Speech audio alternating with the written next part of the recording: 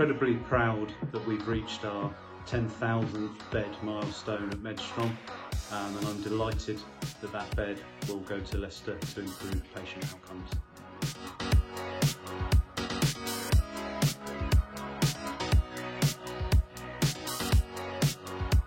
I think the first one is the University Hospitals of Leicester.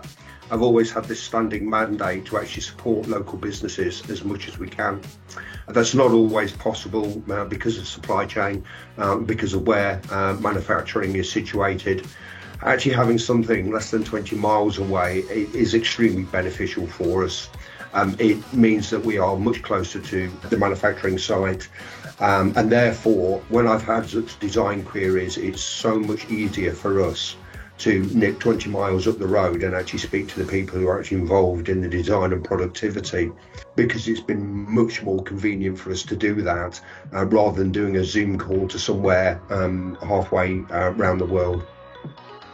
We were able as a trust, which was completely beneficial to us in part of our making an informed decision at the time of our investment. We were able to sort of visit the site where the manufacturing process took place. We met all the technical team. I think you could literally watch as they were going along the sort of manufacturing process, and you sort of saw a live kind of construction of a bed.